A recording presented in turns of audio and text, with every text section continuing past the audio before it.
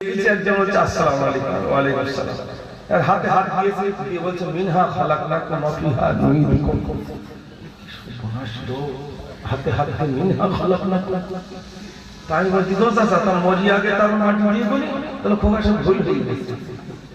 মানে কখন মিনহা খালাকনাকুম বলতে হয় তাও জানি না, কখন মাশাআল্লাহ বলতে হয় জানি না, কখন সুবহানাল্লাহ বলতে হয় জানি না, কখন আলহামদুলিল্লাহ বলতে হয় তাও জানি না। ঠিক বলছি না? নামাজ পড়ছি তার দুটো ঠ্যাং রেখেছি, একটা উত্তরে আর একটা দক্ষিণে, দুটো পাজে সিধা থাকবে ও সব। তারপরে ইমামতির আসনে কে গেছে আজকে নতুন বেলা সব দেখতে পাচ্ছি, আর নামাজ পড়তে গিয়ে টেনশন হচ্ছে কি নামাজ পড়াচ্ছে নতুন বেলা বলা। তার নামাজ পড়তে পড়তে পড়া ইমাম সাহেব দেখা যাবে যিনি যেই রুকু দিতে প্রথম কায়দা করতে গেল ও সাহেবকে বোঝা নামাজ পড়তে পড়তে কে ইমামতি করছে সেটা ওটা গেল। আমি দেখেছি জানাজা পড়তে যাবে, এখন মসজিদ এলান হয়েছে যোহর বাদ জানাজা, ও ঠিক যোহরের নামাজ বাদ দিয়ে জানাজা পড়তে যাবে, কেন হুজুর বলে যে যোহর বাদ, তাই তো নাকি? যোহরের নামাজ পড়ে বলে মনে হয়, জানাজা পড়তে গেছে কি বাদ দিয়েছে? যোহর বাদ। হুজুর বলে যোহর বাদ, তা যোহরটা বাদ দিয়েছে। যদি বলে আসর বাদ, আসরটাও বাদ দেবে। দেখবেন 100 লোক আছে জানাজা পড়তে গেছে, 20 জন নামাজ পড়েছে, বাকিটা পড়ে গেছে। জানেনি এই নামাজটা কি? যদি মানুষ জানতো নামাজ কি, এক ওয়াক্তের নামাজ ছাড়বে 80 হোক বা জাহান্নামে পড়তে হবে। 80 হোক মানে কত জানে? 1 হোক বা হিসাবটা বলে 2,88,00,000 বছর 1 হোক বা, তাহলে 80 হোক বা এবার কম্পিউটারে হিসাব করবে কতদিন পড়তে হবে। জান্নাত মাউল বাড়ি না যে ট্রেনে উঠে পারো করে লেবে গেছে, অত সহজ না ভাই। মানুষ মরে গেলে বলুন তো কবরে বাঁশ আগে দেয় না লাশ আগে দেয়? বাঁশ। বাঘ মানে আমি যাচ্ছি তুমি এসো, ব্যবস্থা ওই জায়গায় হবে। যত চেঁচাবেন ছাড় নেই, যত চেঁচাবেন ছাড় নেই। রমজান মাস আসছে, এই রমজান বড় বরকতময় মাস, রহমতের মাস, মাগফিরাতের মাস, নাজাতের মাস। একটু জোরে বলুন না সুবহানাল্লাহ। নামাজি ডুবে আসুক, নামাজ জীবন থেকে ছাড়বো না, এক ওয়াক্তের নামাজ ছাড়বো না। আপনি বাড়িতে গিয়ে মিলাদ করুন, যে মিলাদটা আমরা এখানে করছি, আপনি বাড়িতে গিয়ে আপনার ছেলে, আপনার মেয়ে, আপনার বিবিকে ডাকুন, ডেকে এক জায়গায় মাশওয়ারা করুন, আলোচনা করুন। মেয়েটাকে বলুন ও মা, তোমার জন্য হয়তো আমাকে জাহান্নামে যেতে হবে মা, তুমি যদি ভালো হয়ে চলো আমি যাব জান্নাতে, আর তুমি যদি বিগড়ে যাও আমি যাব জাহান্নামে। ছেলেটাকে বলেন বাবা তুমিও নামাজ পড়ো, বিবিকেও বলেন তুমিও নামাজ পড়ো। আমরা 4 জন, আমাদের বাড়িতে একটা কেউ যেন বেনামাজি না থাকে, তার জন্য মেহনত করতে হবে। কাকে? গার্জিয়ান না মসজিদের ইমাম সাহেব? গার্জিয়ান। আমরা কোনদিন নিজের সন্তানদেরকে নিয়ে আলোচনা করেছি? বাড়িতে কোনো সমস্যা হলে তখন আলোচনার টেবিল করি, কিন্তু ইবাদতের জন্য, নামাজের জন্য, তালিমের জন্য আমাদের সন্তানদের আমরা কোনদিন এই তালিমগুলো দেই নাই। আমার সোনার ভাইদের কাছে বড় জোরে জোরে দেখেন, এখানে আজ যারা এসেছি মিলাদ দেওয়া ফরজ নয়। মিলাদ দেওয়া কি ফরজ? শুধু ফরজ না তাই লাইটিং শুধু মাথা থেকে মাথা। আর নামাজ পড়াটা কি? মানে কেউ কথা বলেন, নামাজ পড়া কি? ফরজ। মিলাদ দেওয়া নফল, না দিলে কোনো গুনাহ হবে না, কিন্তু নামাজ পড়াটা ফরজ। ওখানে যেতেই হবে ভাই, রিহাই রিহাই, মসজিদে যেতে হবে, মসজিদে হতে হবে, নিজের জীবনটাকে পরিবর্তন করতে হবে। তার জন্য মসজিদের সঙ্গে সম্পর্ক রাখুন, আল্লাহ জীবন পরিবর্তন করে দেবেন। জোরে বলুন না সুবহানাল্লাহ। ছোট্ট একটা ঘটনা বলবো। শেখ সাদি রহমাতুল্লাহ আলাইহি, তিনি তার মুসলমানের হাসি বলে একটি বই আছে, বাংলায় বেরিয়েছে। বইটা কিনবে আর বড় দুঃখ লাগে, বড় বড় ইসালে সব হয়। বলুন তো মানুষ কিতাবের দোকানে বেশি থাকে না হালুয়ার দোকানে বেশি থাকে? মুসলমান জানে খাবো আর পায়খানা করবো, তাহলে জ্ঞান সঞ্চয় করবো না, কিতাব কিনবে না, একটা বাড়ি কিতাব রাখে না, মসলা ভান্ডার রাখে না।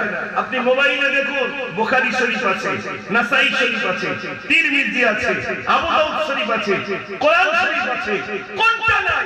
কোরআন আপনার মোবাইলে সব আছে, আমাদের ছেলেরা মোবাইলে পাবজি খেলে সব ব্রেনের তার কেটে ফেলছে, আর হিন্দু ভাইরা মোবাইলে সফটওয়্যার ইঞ্জিনিয়ার হচ্ছে। ওদের হাতে মোবাইল, আমাদের ছেলের হাতে মোবাইল।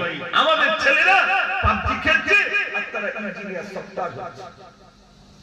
পার্থক্য এটাই। আপনি মোবাইলে নামাজের তরিকা পাবেন, নামাজ কিভাবে পড়বেন সে পদ্ধতি পাবেন, কোনটা পাবেন না সবকিছু পাবেন।